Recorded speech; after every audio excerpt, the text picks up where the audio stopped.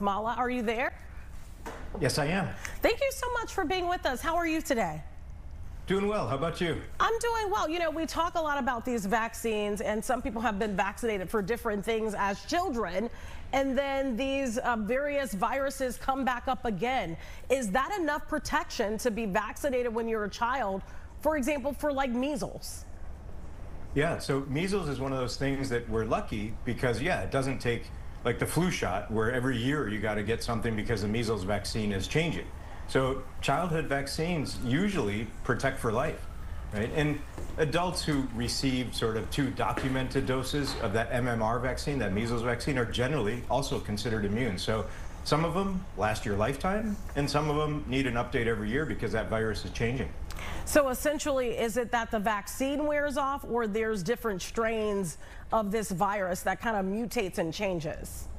Yeah, it's much more about the mutation, right? When something changes and the antibodies that were created based on, vaccine A now needs to be different because where those antibodies attack the virus, when the virus changes, the antibodies may not be as effective. And we saw all that with COVID, right? And that's why we rely on updates to certain vaccines when the virus itself is changing.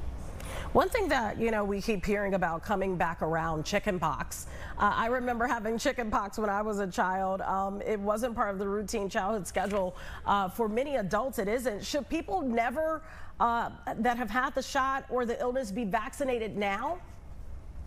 Yeah, so I mean, shingles, which is kind of the what you get after you've had that virus. There's vaccines to protect against shingles, right? And that's recommended for eligible adults. And so that's kind of the recombinant zoster virus. It's also called Shingrix. But yes, that's something that we should be updated on. Which boosters out there are critical for adults to be thinking about now? Because, for example, I feel like shingles was something we hadn't heard about in a very long time. And now it's making its rounds again. And after you've had it, you can essentially have like a flare up again, right? Yep, absolutely. Yep, because this is a virus that, viruses kind of go into dormancy and then they pop up. And oddly, that's, one thing that a lot of people find out is sometimes in a source of stress, right? Like you get a cold sore or something. So in the same way, shingles is something that can pop up, and that immunity to that, the antibodies, can be updated with vaccination. And so there are things that will continue to be challenging, right? Like the flu. That's something that in any given year, the virus itself mutates, and so we get an updated flu shot, and that's something that everybody should get, right? Adults should get a flu vaccine every flu season, and that's something that's kind of ramping up right now. Here we are, and about to be in the beautiful fall of the Midwest, right? I'm in Michigan, you guys are in Chicago. September and October, it's a beautiful time, but it's also when you get a little bit more snot going, and that's where these seasonal vaccines, particularly for things like the flu, are pretty darn important. I automatically think of, it seems like my house is all free and clear from any illnesses until school time. When the kids go back to school, then everybody's bringing home something. What can parents do to make sure their kids are protected in terms of vaccines and make sure they are protected at the same time? Yeah, I mean, so since there's so many different things that pop up, even now we have a little bit of a COVID spike. You've got the flu that's coming around, RSV, and because it's a complicated answer, right? Which age group should get what medical conditions warrant doing this versus that, the age, again, is kind of the main fundamental thing to your question. These are conversations that patients should have with their doctors, that families should have with their doctors. And then they can understand, okay, this is why I should get this, and this is why my 5-year-old awesome first day in kindergarten is prone to this.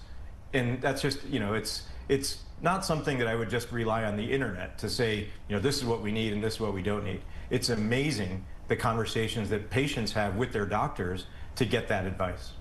So, Dr. Mukkamala, I just want to make sure I'm understanding this correctly, because for some of these vaccines, as an adult, you had them as a kid, you haven't seen the doctor for that vaccine ever again. Are you saying that in some cases you may need to get that vaccine again to kind of have more immunity? Yeah, the first thing is there's a lot of people that don't remember, right? And it's not like if you're 70 years old that there was some digital option to sort of track what vaccine you got when you were a 5-year-old or a 10-year-old, right? I had that same issue. My mom's a retired pediatrician, and she would vaccinate me after hours, and for a long time she forgot to write it down. And so when I needed a card, she's trying to figure out, what did I vaccinate my kid for? I don't remember, right? And the same thing can happen if you're 70. And so that's where there's science to show that if you don't remember, it's reasonable to get an update, right? And so if you don't have documentation of your MMR vaccine, right, it's something, I don't remember if I got that or not, that's something that can be updated. And so yes, there are absolutely reasons that somebody that's a senior, right, somebody that's an adult in general, can get updated, and it's not a risk to do that if there's any doubt. But of course, a conversation with their doctor is the best way to understand that. What do you say to parents? Because, you know, there are parents out there that have vaccine hesitancy when it comes to their children. You know, there's a lot of different things that swirl out there about what vaccines can potentially do to children that are developing. What do you say to a parent that may be hesitant, even though some of these viruses are coming up and popping up in schools? Yes, it reminds me of when we were doing COVID vaccination early on here in Flint. We had thousands of people in the parking lots of the malls and the airports that were enthusiastic about getting their vaccinations. And then there was that whole several-month period where people just weren't sure, right? The people that you're describing right now, that sort of have heard one thing and then they're hearing another thing, and they need to have a conversation about what it is that their doctor would recommend. And that's exactly the best place for them to go, because when you rely on social media to get a medical opinion, you know, you can have an extremely popular person on social media that's very charismatic, but isn't really science-based in their recommendations. And what does that do? That plants a seed of doubt in the minds of people that are like, I'm not sure what to do here. And so for those seeds, when they get planted, that's something that it could be a weed that's going to grow in their mind. And the way to kill that weed, make an appointment with your doctor, have that conversation about, this is what I heard, what do you think? And the doctor's opinion is going to be based on the science, right? We spend tens of thousands of hours studying this stuff, practicing this stuff, and that's exactly where the conversation should happen. You know, doctor, I didn't know you were in Flint. I used to live and work in Flint. We're both in the Midwest, obviously. Right now, around our part, we start to see, you know, flu pop up. The seasonal cold pops up. What is pervasive right now that we're kind of seeing across the board? We've also seen some cases of COVID, you know, coming back around that people aren't talking about because we're not tracking the numbers, you know, as closely as we used to. What are you seeing right now being prevalent in terms of viruses?